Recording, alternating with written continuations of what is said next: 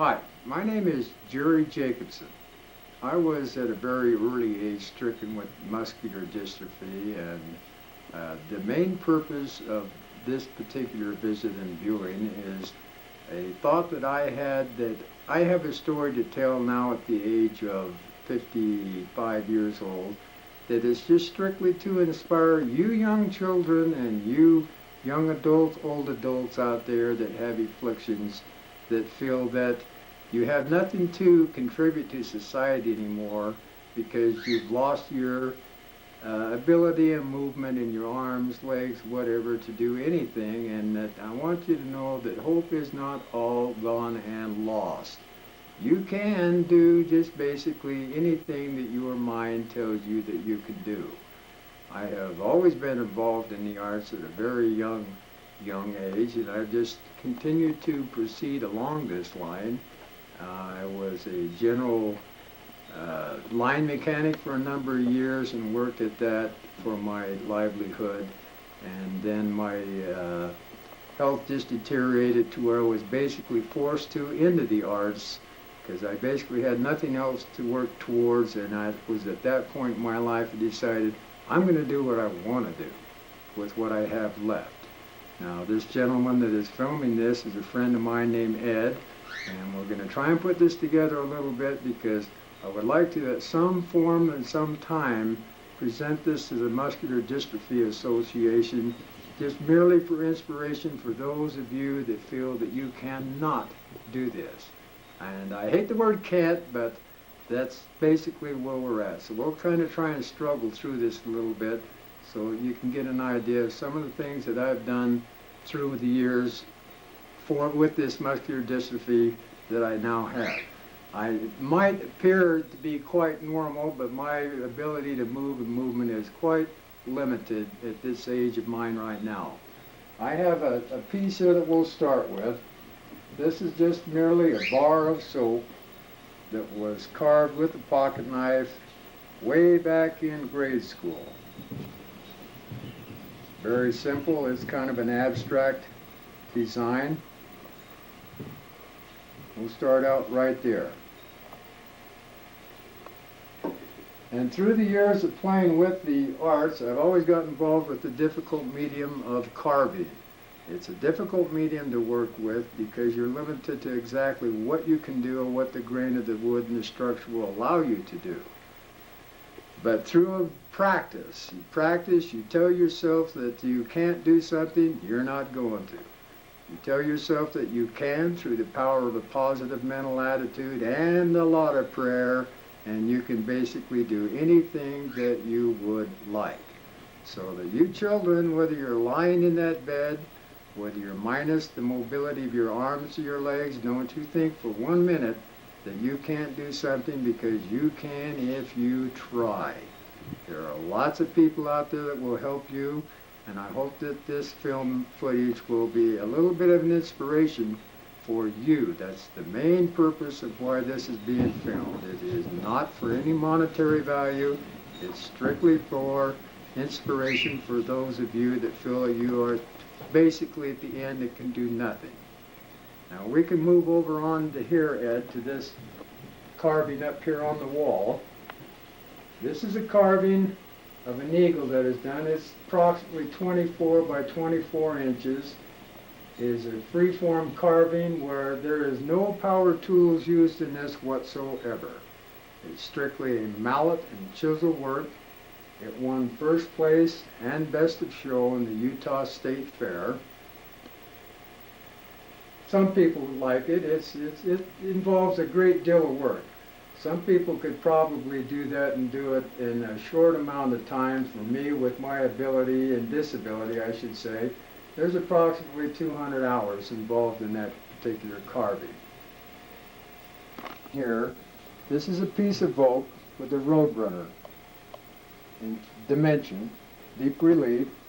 This won first place in the Utah State Fair in 1990. Oak is quite difficult to carve. I love to carve it. It's excellent wood to carve in, but it's extremely time consuming. And we can go to the other one up here. Okay. This other carving up here won first place in 1991 in the Utah State Fair. It also is a block of oak displaying a blue jay in oak. The title of it is Jay in Oak.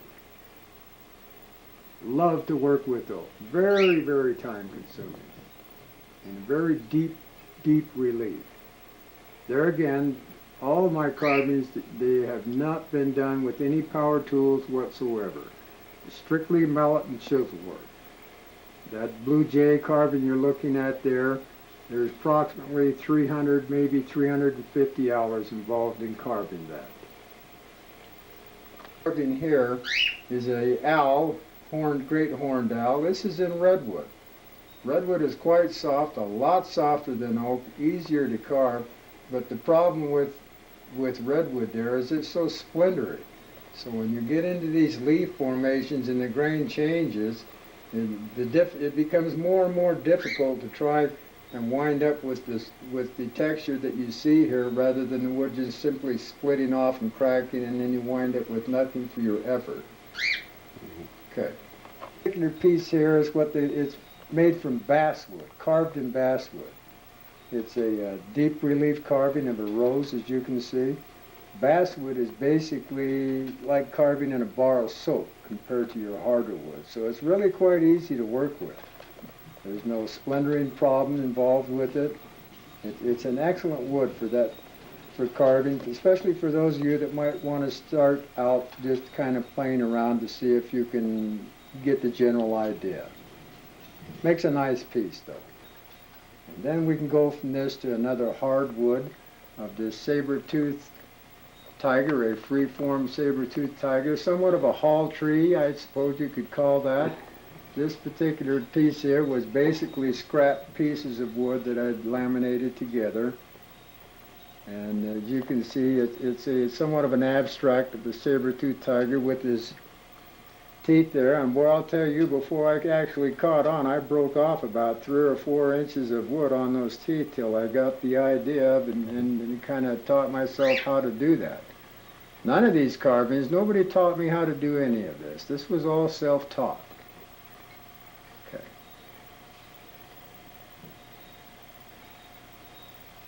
Okay.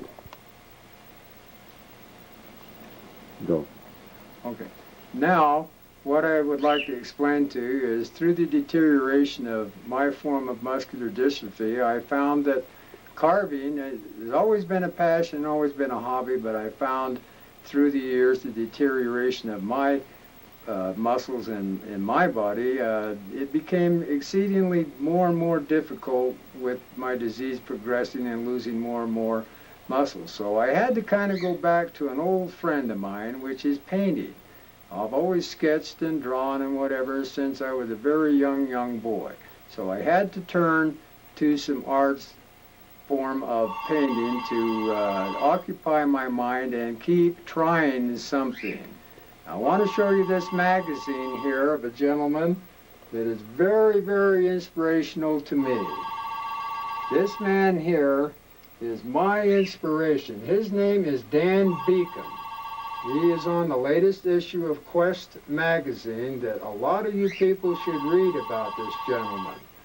I still have mobility in this frame of mine. This gentleman does not. This gentleman paints his paintings, and gorgeous paintings, using his teeth to hold that brush. Now, I have always been quite positive in my attitude, but where this gentleman gets his inspiration and mental power, I'll tell you, I really don't know at this point in time. He gets an A+ from me. So I would like to start with this first painting that I've done. It's probably 25 years old, and we'll start with this one to show you what I've done. This particular painting here is of a Navajo lady that it was a look of her face that I took out of an Arizona Highway magazine, a Peabody Corporation, when they were just ready to mow down this poor gal's Hogan, and she didn't know what she was going to do. I've always had the passion for these Navajo people. They're just gorgeous people, and they're just fantastic people, and I just really got involved with them.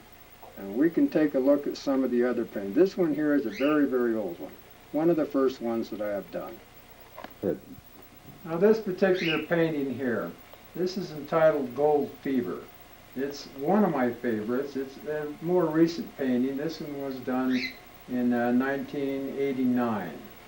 Now everything that you can see in there, I love to paint from imagination. Those hands are basically mine. That's my boot, my pants, my vest, my hat, my gun, my Levi's. And I just kind of move things around, make my own mannequins. And like I say, I just love to paint from imagination, and that's what turned out. That's what I seen.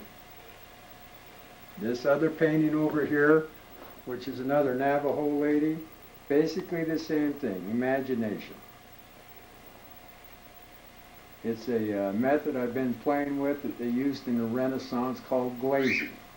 Very time consuming. This particular painting here, there's probably 100 to 150 hours involved in that. Quite pleased with the way that it turned out. But as I kept painting and kept painting, become more proficient of getting just exactly what I wanted to portray on the canvas. You can go this particular painting here I entitled Desert Gems. Same thing. My coat, my hat, my earrings, just imagination. Love to paint from imagination. Now this particular painting here is entitled Navajo Pride. And as you can see, the pinnacles for our normal desert scenes throughout Utah where we live, I'm quite fond of that. And the expression that was put within that old man's face, I was quite pleased with that one as well. I tried to make an attempt to make silver look like silver and turquoise like turquoise. I wasn't as pleased as I would like to be, but I will get better. Oops, here we go. You ready? Ready. Now this particular painting here, this is the first one that I've done this year in the year of 2000. There's several things about it. It's a strictly imagination painting as well, but there's a few items in there. This earring and these turquoise and coral necklace and the little contra button on there. I used my wife's jewelry for models on those. And there again, I'm still attempting to make silver look like silver.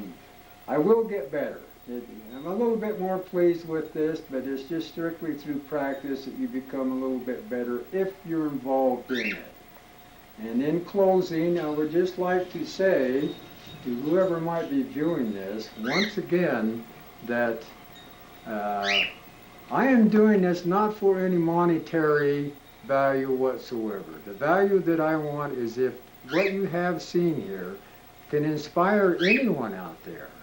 That's my reward.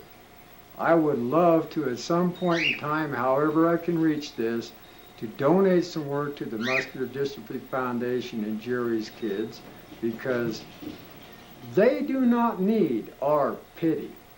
They need your money. And they don't need your money for these parties and benefits and such. They need your money for the scientists to genetically figure out this crippling bug, so that there's not much hope for me to be corrected. I'm not concerned about that. I'm concerned about correcting this disease for you children out there and you adults that have these disabilities. At some point in time, possibly we can whip this. Thank you. Oh, and I forgot.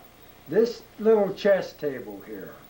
This little chess table probably kept me from going absolutely stark raving insane years ago when I was trying to decide what to do.